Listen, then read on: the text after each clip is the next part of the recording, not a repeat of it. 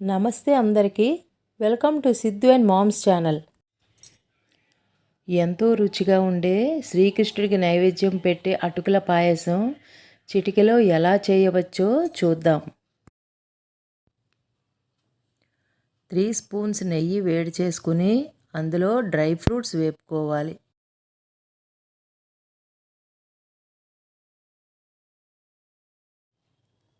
ముందుగా జీడిపప్పు, బాదం పప్పు వేసి వేపుకోవాలి.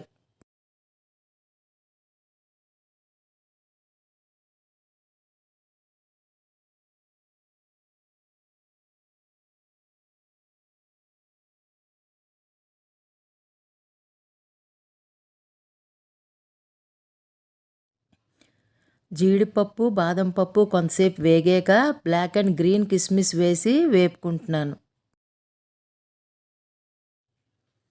ఈ డ్రై ఫ్రూట్స్ ఇవే వెయ్యాలని లేదండి, మీకు నచ్చినవి మీరు వేసుకోవచ్చు.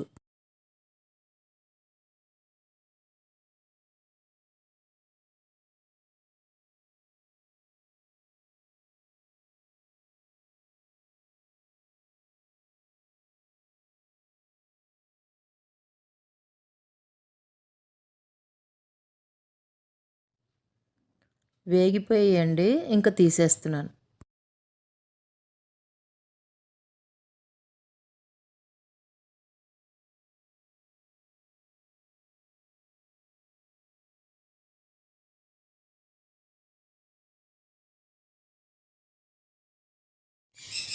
ఇప్పుడు 4 స్పూన్స్ నెయ్యి వేడి చేసుకుని అందులో ఈ కప్పుతో అటుకులు వేస్తున్నాను.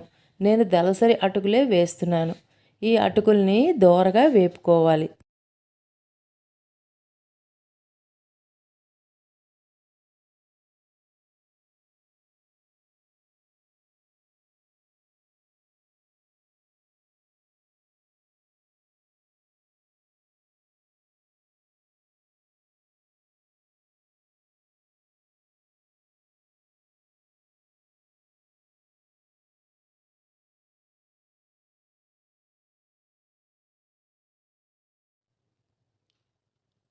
దోరగా వేగిపోయండి. ఇప్పుడు ఇందులో పాలు పోసుకోవాలి. నేను ఇందులో 1 ప్యాకెట్ పాలు పోస్తున్నాను. అటుకులు చాలా ఫాస్ట్గా ఉడికిపోతాయి.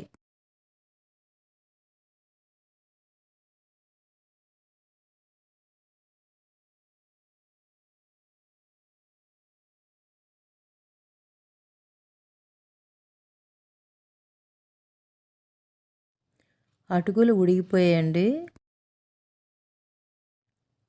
దీనికి షుగరు అటుకులు వేసాం కదా, అదే కప్పుతో నేను 1/4 షుగర్ వేసుకుంటున్నాను. ఇక్కడ స్వీట్నెస్ అనేది మీ టేస్ట్కి సరిపడా వేసుకోవచ్చు.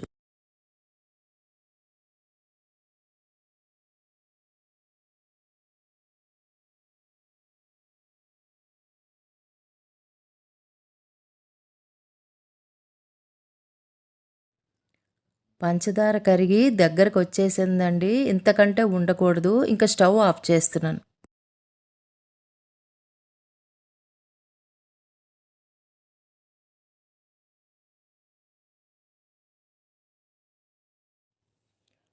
ఇందులో వేపుకున్న డ్రై ఫ్రూట్స్ కొన్ని వేసుకుంటున్నాను.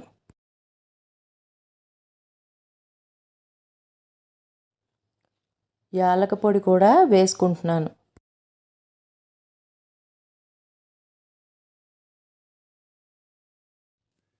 ఇందాక మనం కొంచెం లూజ్గా ఉన్నప్పుడు ఆపాము, ఇప్పటికి ఇంకా కొంచెం దగ్గర పడిపోయింది.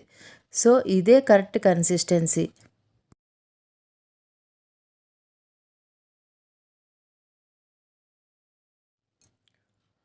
మిగిలిన డ్రై ఫ్రూట్స్ పైన వేసుకుంటున్నాను.